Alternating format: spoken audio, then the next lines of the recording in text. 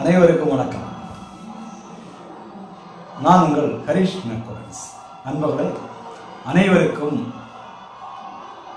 மகா கும்பமேளா நல்வாழ்த்துக்கள்.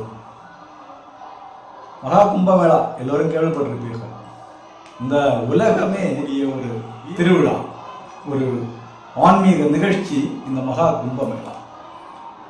மகா கும்பமேளாவில் நாம் ஒரு தடவையாவது சென்று கலந்து கொள்ள வேண்டும். அதற்கு பாக்கியமில்லை என்று சொன்னாலும் இந்த கும்பமேளா நடக்கக்கூடிய காலத்திலே நாம் இந்த பாரத நாட்டிலே சனாதன தர்மத்திலே வாழ்ந்து கொண்டிருந்தோம் என்கின்ற அந்த சந்தோஷமே மிகப்பெரிய சந்தோஷம், மிகப்பெரிய சந்தோஷம். அது ஒரு பாக்கியம். இது எல்லாருக்கும் புரியாது. ஏனென்று சொன்னால் நாங்கள் தான் உலகை ஒரு குடையின் கீழ் ஆள்கின்றோம், எங்களுடைய சமயம்தான் உலகை ஆள்கின்றது என்று சொல்லி மார்த்தட்டக்கூடிய கிறிஸ்தவ மதமும் இஸ்லாம் மதமும் நினைத்தால் கூட இப்படி ஒரு நிகழ்ச்சி நடக்க முடியாது. ஏனென்று சொன்னால் இது மனிதர் நினைத்து நடக்கக்கூடிய நிகழ்ச்சி அல்ல. இது இறைவனால், இறை சக்தியால் நடக்கக்கூடிய நிகழ்ச்சி. கிட்டத்தட்ட 40-50 கோடி மக்கள் ஒரு மாத காலத்துக்குள் ஒரு இடத்திலே வந்து சேர்ந்து போகிறார்கள் என்றால் எவ்வளவு பெரிய ஒரு வல்லமை அதற்கு பின்னால் இருக்க வேண்டும். அந்த சர்வ வல்லமை தான் இதை இயக்கி கொண்டிருக்கின்றது, ஈசன் என்று நாம் சொல்லுகிறோம். அந்த ஈசனுடைய அருளை பெறுவதற்காகத்தான் இந்த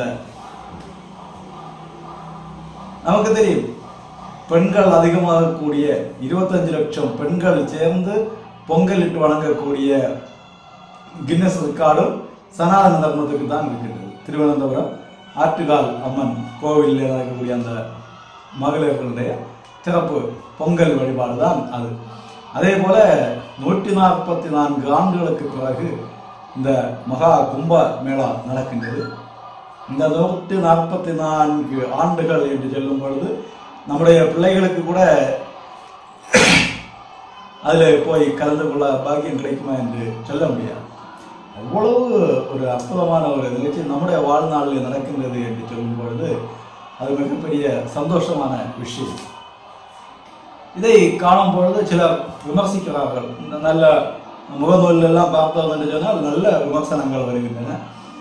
வந்து கும்பமேளா எல்லா வருஷமும் நடக்கிறது தானே, போன வருஷம் நடந்தது, முந்தின வருஷம் நடந்தது என்றெல்லாம் சொல்லுவார்கள். முதல்ல விஷயம் தெரிந்து கொள்ள வேண்டும்.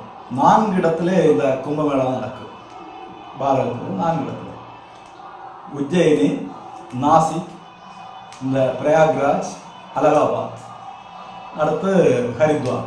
இந்த 4 இடங்களிலும் இந்த கும்பமேளா நடக்கும்.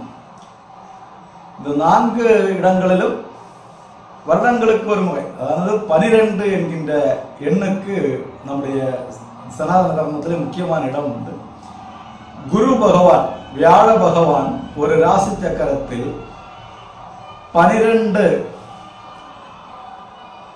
ஆண்டுகள் சுற்றி வருவார். ஒரு ராசியிலிருந்து இன்னொரு ராசிக்கு போக ஒரு வருடம் எடுப்பார். அவர் 12 ராசிகளிலும் போய் வரக்கூடிய நாள் 12 வருடங்கள். அதனால் அந்த 12 என்பது முக்கியமானது.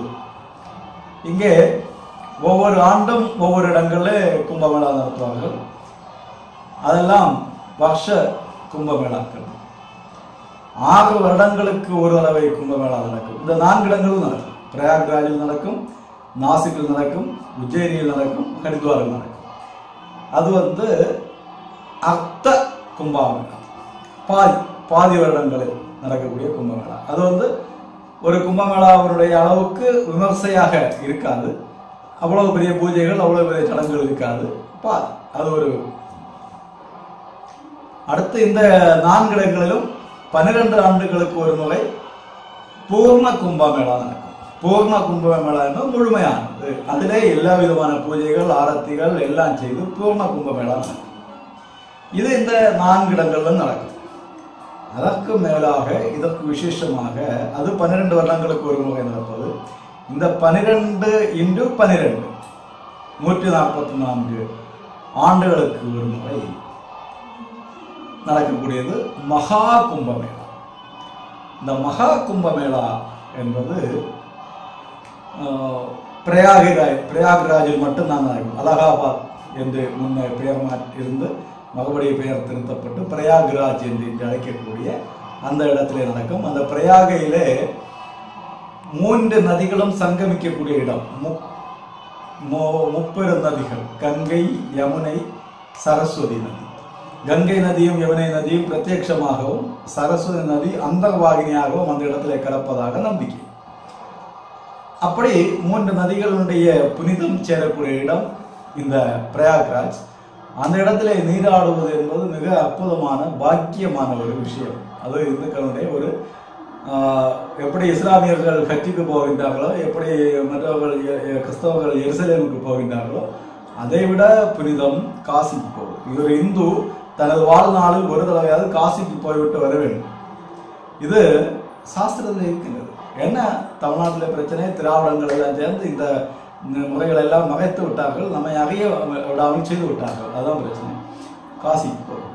இந்த காசியிலே இருந்தது பிரயாக்ராஜிலே இந்த மகா கும்பமேளா நடக்கின்றது. மகா கும்பமேளா பல லட்சக்கணக்கான ஆட்கள், 40 கோடி பேர் வருவார்கள் என்று எதிர்பார்க்கப்படுகிறது. இப்போ பார்த்தா 50-60 கோடி என்று போய்விடும். உலக நாடுகளில் இருந்தெல்லாம் வருகிறார்கள். ஒரு காலத்தில் பாரதத்தை அடக்கி வைத்த ஆங்கிலேய நாட்டிலிருந்து வருகிறார்கள். இன்றைக்கு சமீபத்தில் செய்தியில் வந்தது, ஆப்பிள் கம்பெனியுடைய உரிமையாளருடைய மனைவி வந்து கமலா என்று தனது பெயரை மாற்றிக்கொண்டு குளித்து விட்டு போயிருக்கின்றார்கள். இப்படி உலகத்தில் இருந்தெல்லாம் வருகின்றார்கள். பயங்கரமான ஒரு நிகழ்ச்சியாக நடக்கின்றது. உடனே ஒரு கமெண்ட் வருகிறது. ஒருவன் சொல்லுகிறான், ஆமாம் நிர்வாண சாமிகளும் அப்போது தானே வருகிறார்கள். முதலிலே அகோரிகள் என்பவர்களை பற்றி புரிதல் வேண்டும். அவர்கள் ஒன்றும் தன்னுடைய உடல் இச்சையை தீர்ப்பதற்காக அகோரமாக நடப்பதல்ல. கோரம் என்று எல்லோரும் நினைப்பதை கோரம் இல்லை என்று வாழ்ந்து காட்டுபவர்கள் அகோரிகள். அதுதான் அகோரிகள். அகோரிகளுடைய வாழ்க்கை முறை வேறு. நமக்கு தெரியாத ஒன்றை நமக்கு தெரியாது என்று ஏற்றுக்கொள்வதுதான் சரியான ஒரு செயல்பாடாக இருக்குமே தவிர அதை கிரிட்டிசைஸ் செய்வது என்பது சரியான விமர்சகனுக்கு அழகு அல்ல. நமக்கு தெரியவில்லை, நமக்கு அந்த வாழ்க்கை புரியவில்லை. அகோரிகளுடைய வாழ்க்கை புரியவில்லை. அவர்கள் ஆடை இல்லாமல் இருக்கின்றார். உங்களால் ஆடை இல்லாமல் 5 ஆட்களை இல்லாத இருக்கக்கூடிய ஒரு ஹோட்டலில் தனியாக உங்களால் நடந்து போக முடியுமா? முடியாது. ஆயிரக்கணக்கான ஆட்கள், ஆண்களும் பெண்களும் குழந்தைகளும் சிறுவர்களும் சிறுமிகளும் எல்லாரும் கூடியிருக்கக்கூடிய இடத்துல உடம்பிலே பொட்டு ஆடை கூட இல்லாமல் ஒரு ஆளால் நடந்து போக முடிகிறது என்று சொன்னால் அவர் இதையெல்லாம் கடந்தவர். அவருக்கு அங்கே அந்த ஆசாபாசங்கள் ஒன்றும் இல்லை. அவரை காண்பவர்களுக்கும் அவரிலே ஆசாபாசம் தோன்றார். அப்படி எவனுக்கெல்லாம் அது ஆசாபாசமாக தோன்றுகிறதோ அவன் எல்லாம் பேடுகள். முதல்ல அது புரிந்து கொள்ள. ஒரு விஷயத்தை புரிந்து கொள்ள முடியாமல் அதை கிரிட்டிசைஸ் பண்ண முடியாது. அவர்கள் யாரையும் ஒன்றும் செய்வதில்லை. அவர்கள் அவர்களுடைய பாட்டுக்கு நடக்கிறார்கள். அவர்களுடைய வாழ்க்கை, அவர்களுடைய லட்சியம் என்பது பரமாத்மாவை அடைவது. அவர்களுடைய அல்டிமேட்டான கடவுள் என்பது சிவபெருமான். அந்த சிவபெருமானை அடைவதற்கு அவர்கள் வழிபடக்கூடிய வழிபாட்டு முறை அது அவர்களுடைய அவர்கள் பாட்டு. உங்களை ஒன்றும் பிரச்சனை இல்லை, உங்களுக்கு ஒன்றும் பிரச்சனை இல்லை. அவர்கள் பாட்டுக்கு விடுங்கள். அவர்கள் வாழ்ந்து விட்டு போதும்.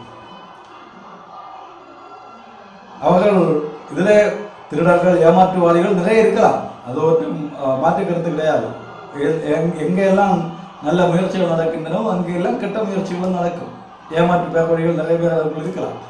ஆனால் உண்மை உணர்ந்து கொள்ள முடியும். அந்த இடத்துல நிற்கும்போது அந்த உண்மையுடைய வைப்ரேஷன் நமக்கு அறிய முடியும். அவர்களை பார்க்கும்போது நமக்கு புரியும். அவர்களும் இந்த கும்பமேளாவிலே அது அவர்களுடைய உரிமை. சிவபெருமானை வணங்குவது அவர்களுடைய உரிமை. அவர்கள் வழிபாட்டு உரிமை முழுக்க எல்லோருக்கும் கொடுக்கப்பட்டிருக்கின்றது. எல்லாருக்கும் வழிபாட்டு உரிமை கொடுக்கப்பட்டிருக்கு. அவர்களோட உரிமை. அதனால் தயவு செய்து அந்த மாதிரி கமெண்ட் ஒரு விஷயத்தை நல்லதாக பாருங்கள். இத்தனை பேர் கூடக்கூடிய ஒரு அலகாபாத்தில் நடக்கக்கூடிய இந்த நிகழ்ச்சிக்கு வரும்போது அந்த உத்தரப்பிரதேச அரசாங்கத்துக்கு எத்தனை கோடி வருமானம் வரும், அந்த ஊர் மக்களுக்கு எவ்வளவு செழிப்பு வரும், விமானத்தில் எவ்வளவு லாபம் வரும், ரயில் போக்குவரத்தில் எவ்வளவு லாபம் வரும், அரசாங்கத்துக்கு அதனால் என்ன பிரயோஜனம் வரும், இந்த மாதிரி உள்ளதை சிந்திக்க வேண்டும். அந்த கங்கை நதி கரையிலே பிணங்களை சுட்டு கங்கையில் போடுகிறார்கள். அங்கே இருக்கக்கூடிய பிணங்களில் நாற்றம் வருவதில்லை, கெட்ட வாசம் வீசுவதில்லை என்று சொல்லுகிறார்கள். இப்படிப்பட்ட விஷயங்கள் எல்லாம் நடக்கக்கூடிய இடத்தை அவ்வளவு புனிதமான வட இந்தியாவை அது நாம் ஒவ்வொருவரும் பணிந்து வழங்க வேண்டியது. வட இந்தியா எல்லா ஆக்கிரமிப்புகளும், இஸ்லாமியர்களுடைய தாக்குதல்களும் சரி, கோரிகளுடைய தாக்குதலும் சரி, எல்லாத்தையும் தாங்கி நம்முடைய சமுதாயத்தை காத்து நின்றது வட இந்தியா. அந்த வட இந்தியர்களை நாம் வணங்க வேண்டும். ஆக வட இந்தியாவில் திவ்ய தேசங்கள் என்பது மிக புனிதமானது. அதிலே இந்த பிரயாக்ராஜில் நடக்கக்கூடிய மகா கும்பமேளா எனக்கும் ஆசையாக இருக்கிறது, எப்படியாவது போய்விடலாம் என்று நான் கேட்கக்கூடியவர்கள் எல்லாம் போகவில்லை என்று சொல்லுகிறார்கள். அதிலே ஒரு ஆசை இருந்து கொண்டிருக்கிறது. இறைவன் அழைத்தார், அவனர்களாலே அவன்தால் வணங்கி இறைவன் அழைத்தார் என்றால் கண்டிப்பாக ஒரு தடவை போய் பார்த்து விட்டு வருவது, என்ன கஷ்டங்கள் வந்தாலும் சரிதான், அங்கே போய் ஒரு தடவை பார்த்து விட்டு வருவது, அந்த இடத்துல போய்விட்டு வருவது என்பது மிக புண்ணியமானது. அப்படி உலகிலேயே மிக பெரிய ஒரு ஆன்மீக நிகழ்ச்சி நடந்து கொண்டிருக்கக்கூடியது நாம் சாட்சியாக இருக்கின்றோம். எல்லோருக்கும் அந்த சிவபெருமானுடைய அருள் கிடைக்கட்டும். மகிழ்ச்சி, வாழ்த்துக்கள், வாழ்க வளமுடன். லோகா சமஸ்தா சுகினோ பவந்து. வணக்கம், உங்கள் ஹரீஷ் மேக்கோ.